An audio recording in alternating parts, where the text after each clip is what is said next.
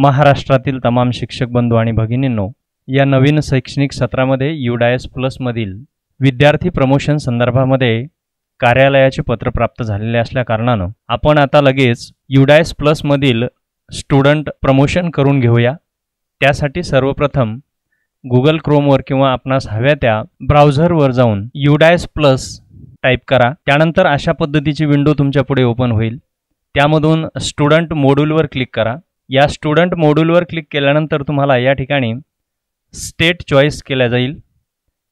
येथून स्टेट महाराष्ट्र निवडा आणि गो या बटनावर क्लिक करा।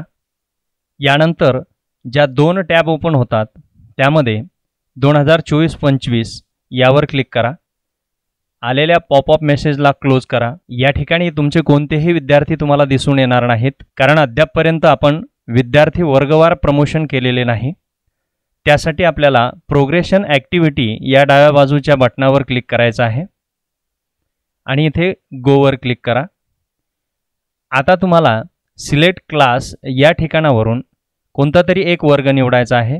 मी पहिला वर्ग निवडत आहे। हा गेल्या वर्षीचा पहिला वर्ग आहे, एवढं लक्षात ठेवा। या ठिकाणावरून मी सिलेक्ट सेक्शन या सदरामधून ए ही माझी तुकडी निवडत आहे आणि गो या बटनावर क्लिक करत आहे। आता आपण बघू शकता माझ्या वर्गातील गतवर्षीचे पहिल्या वर्गाचे विद्यार्थी या ठिकाणी आलेले आहेत। आता मला या पहिल्या क्रमांकाच्या विद्यार्थ्याला प्रमोट करायचा आहे। तो पहिलीतून दुसरीमध्ये गेलेला आहे। सर्वप्रथम मी प्रोग्रेशन स्टेटस या कॉलममधील सिलेक्ट या बटनावर क्लिक केल्यानंतर त्याला प्रमोटेड या ठिकाणी क्लिक करत आहे, कारण मी त्याला नापास केलेलं नाही किंवा प्रमोटेड विदाउट एक्झामिनेशन म्हणजे बिना परीक्षेचा तो प्रमोट मी त्याला करत नाही आहे।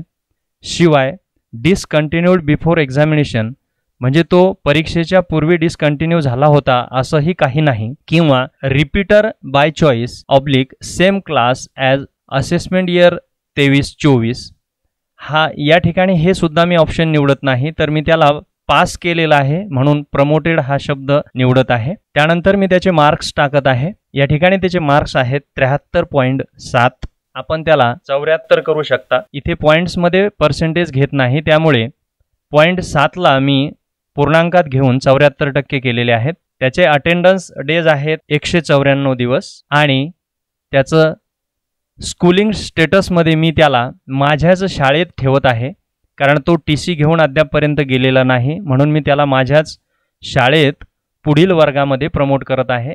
या ठिकाणी तुमच्या लक्षात आले असेल क्लास 1 या ठिकाणी दिलेला आहे आणि सेक्शन A आहे, परंतु आता तुम्हाला class and section to be promoted मध्ये क्लास 2 दिसत आहे आणि सेक्शनसुद्धा A असंच मी ठेवलेलं आहे। आता मी याला अपडेट करत आहे। या अपडेट बटनावर क्लिक केल्यानंतर स्टुडंट डिटेल अपडेटेड सक्सेसफुली अशा पद्धतीचा पॉपअप मेसेज येतो। या मेसेजवर तुम्ही ओके करायचं आहे। आता तुम्हाला या ठिकाणी डन हे ऑप्शन दिसेल। अशा पद्धतीनं तुमचे सर्व विद्यार्थी तुम्ही अगदी सहजरित्या मोबाईलवर सुद्धा प्रमोट करू शकता। आता तुम्हाला इयत्ता पहिली संपल्यानंतर सर्व विद्यार्थी संपल्यानंतर समजा तुमच्या वर्गामध्ये माझ्या वर्गात इथे 16 विद्यार्थी आहेत, परंतु आपल्याला पर पेज 10 या ठिकाणी दिसत आहे, ते मी 25 करून घेत आहे, म्हणजेच माझे सर्वच्या सर्व विद्यार्थी या ठिकाणी दिसतील। हे सर्व विद्यार्थी मी जेव्हा फायनलाइज करेल, अपडेट करेल, त्यावेळेसच मला फायनलाइजवर क्लिक करायचं आहे। तोपर्यंत आपण कोणीही फायनलाइजवर क्लिक करू नये। इकडे जर पेंडिंग उपलब्ध असेल तर फायनलाइज करू नये। आता तुम्हाला दुसरा वर्ग निवडायचा आहे। पुन्हा तीच प्रोसेस तुम्हाला करायची आहे। या ठिकाणी जाऊन सेकंड क्लास निवडा, त्यानंतर त्याचे सेक्शन जे असेल ती निवडा आणि गो बटनावर क्लिक करा। या ठिकाणी तुम्हाला गतवर्षीचा दुसरा वर्ग आलेला दिसेल। याच पद्धतीची प्रोसेस पूर्ण करायची आहे। या ठिकाणी तुम्हाला त्याला प्रमोटेड अशा पद्धतीने क्लिक करायचं आहे। मार्क्स पूर्णांकामध्ये भरायचे आहेत, पर्सेंटेजमध्ये। त्यानंतर तो किती दिवस अटेंड आहे ते भरायचं आहे आणि त्यानंतर स्कूलिंग स्टेटसमध्ये स्टडिंग इन सेम स्कूल जर तो तुमच्याच शाळेत शिकत असेल तर मात्र तुम्ही या ठिकाणी स्टडिंग इन सेम स्कूल करायचा आहे, आणि जर तो तुमच्या शाळेतून TC घेऊन गेला असेल किंवा विदाउट TC गेला असेल तर मात्र तुम्हाला या ठिकाणी लेफ्ट स्कूल विथ TC और विदाउट TC यावर क्लिक करायचं आहे। अशा पद्धतीने अपडेट केल्यानंतर प्रत्येक विद्यार्थी या ठिकाणी अपडेट दिसेल आणि नंतरच तुम्ही फायनलाइज या बटनावर क्लिक करायचं आहे।